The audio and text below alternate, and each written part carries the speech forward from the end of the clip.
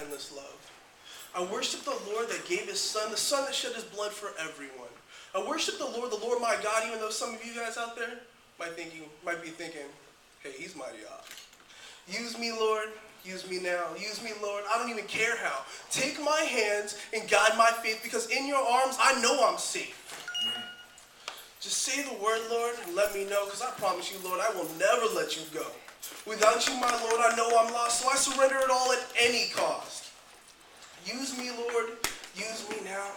Use me, Lord. I don't even care how.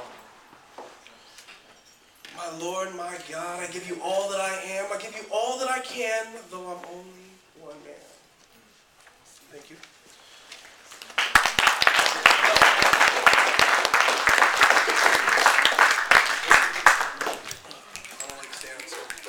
All right, this one's called Life. It's actually probably one of my favorite ones to do.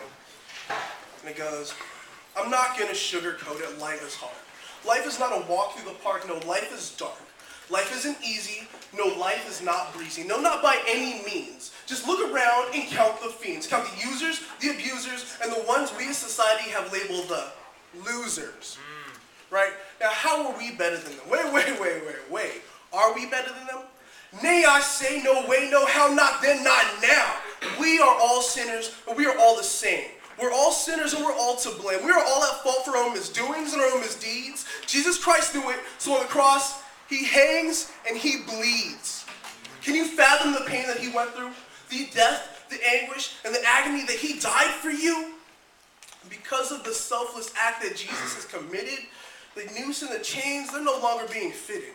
Because of the life that Jesus has given, all of our past sins are now forgiven. Yeah.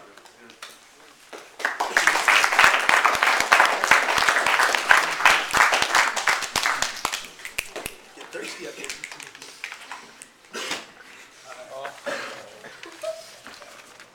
This one's called In Darkness There's Light.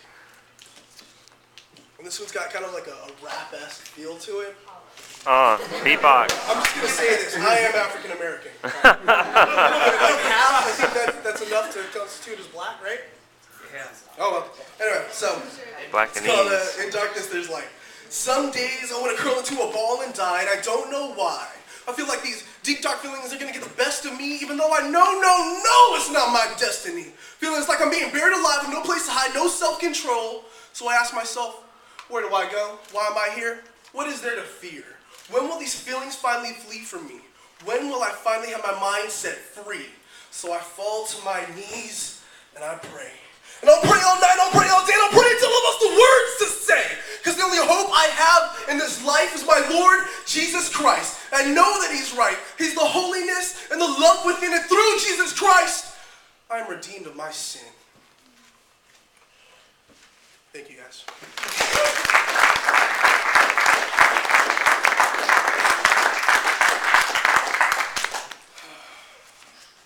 All right, so a little background about me. I've been a Christian for 2 years. I became a Christian January 1st, 2010, and it has been one of the hardest roads to walk down. There's sin, there's temptation, there's just so much. And through Burning Ones, I've really just come to know the Lord. I'm actually one of the members of Burning Ones, along with Cody here, Ryan here with the little flip camera, and Trevor over here. You all know Trevor. Yeah. And I just want you to know that, you know, if you guys need someone to pray with, or someone to just talk to, or someone to just listen to you talk, we're always here. We are always here. Mm-hmm. Just come up to us at any given point. You can find us on Facebook on our Burning Ones page. You can find us on our personal pages. And just shoot us a message and say, hey, we would love to talk to you. We'd love to pray with you. We'd love to just be there for you. This next poem is called My Testimony, and it's a little different. I haven't read this one in a good while, so it might be a little off. But it goes, depressed and alone, anxious and cold. I wanted to scream, I wanted to cry, I wanted to lay down and just die. full of anger and despair, living my life with not even one care. Not even one care. Nowhere to turn to, nowhere to go. I didn't give a dang, I just wanted to go. I wanted something more, I wanted something real. I wanted something more, I wanted something to feel. I turned to evil and I thought it was fate. I sold those drugs and man, I thought it was great. Getting high all day, getting drunk all night, partying it up until it ended in a fight. I'm slamming my fist, I'm pounding away. I'm giving this kid a savage beating because he called me gay. What? This is what I had lived for. This is what I had breathed. The anger and carnage, it dwelled inside of me. This was my life for years on end. I didn't think it would change. I didn't even think it would bend.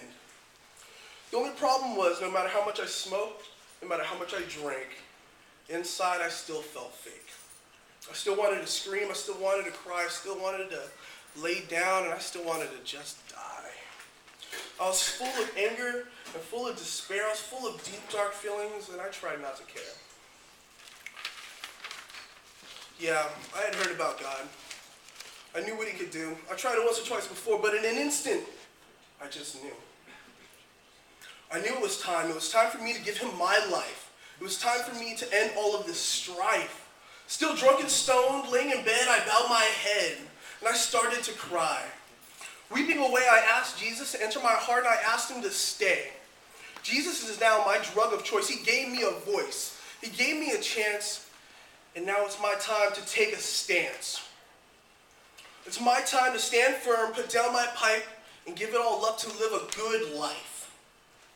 So here I go, jumping on in, leaving a life of sin for a life of Christ who dwells within. I gave up the drinking, I gave up the sex, and I gave it all up, and I asked Christ, what's next? And Christ spoke to me. He said ministry. He said, take your story and share it aloud. Stand up and be proud. So there you go. That's my life in a shell. You may ask what happens next, but only God will tell. Thank you. Wow.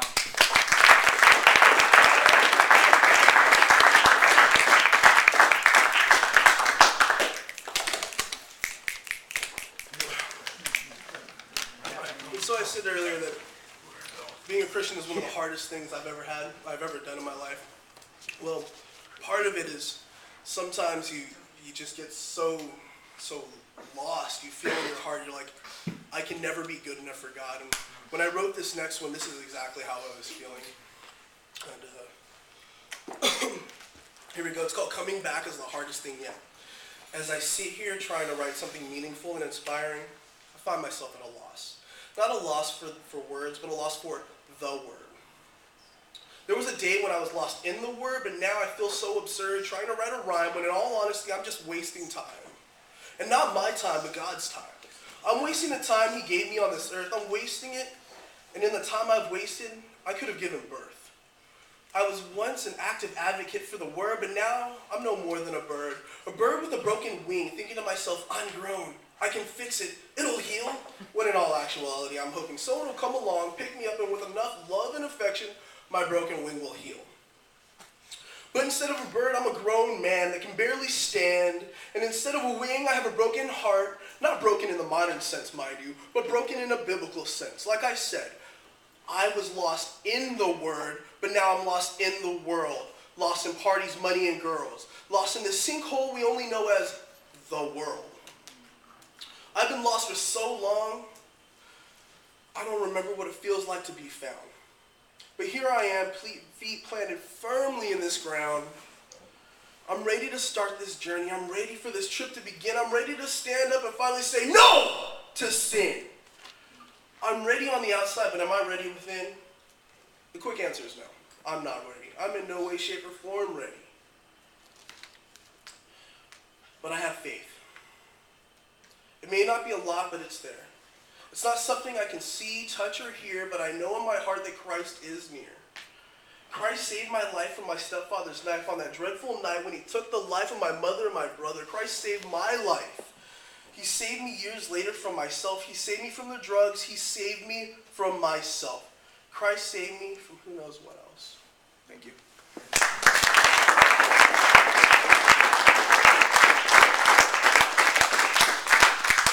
All right, now, at the end there, I talked about how my mother and brother were taken from me. Well, 19 years ago this day, December 8th, my stepfather and my mother got into a huge fight, and he grabbed a kitchen knife and took my mother's life and my brother's life. And a lot of people ask me, Tony, how do you believe in a God who would take your mother and your brother? And I just look at him and I tell him the same thing I'm about to tell you, that night, when he took my family away from me, when he ripped my family from my heart, that's the same night where I'm laying there in bed and I'm scared. You know, I'm staring at the guy who I just watched murder my family. And I'm laying there and I'm 5 years old. I know nothing but fear at this point. And I look up at him, and he's staring down at me, knife in hand, and I can tell he's ready to just plunge it into me. And I got this just warm, secure blanket feeling just wrapped around me, this feeling of safety. And in the back of my mind, I heard the words, "It's okay, you're safe."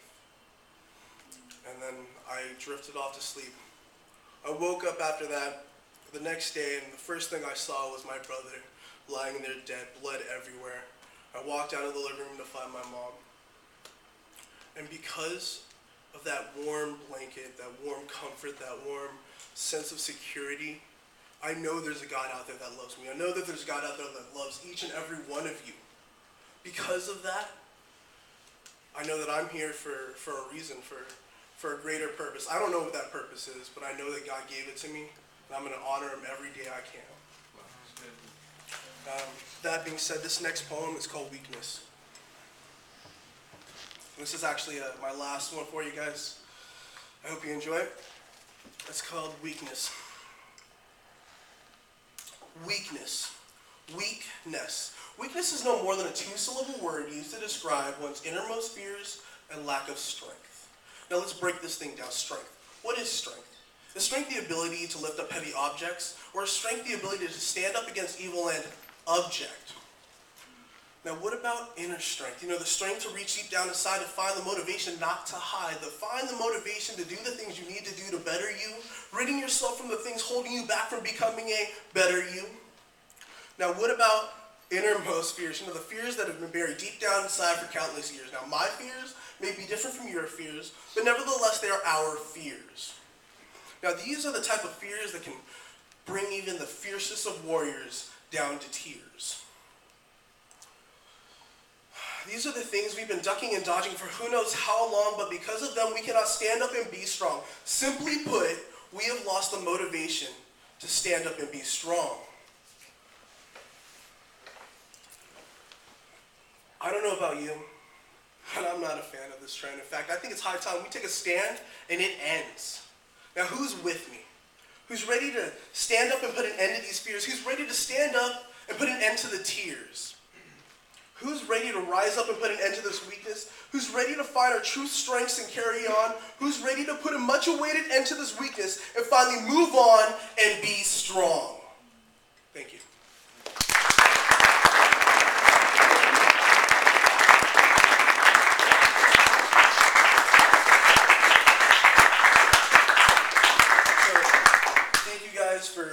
For coming out. Stick around, enjoy these awesome bands that are up next. I was Tony the Poet, and you guys have a great night.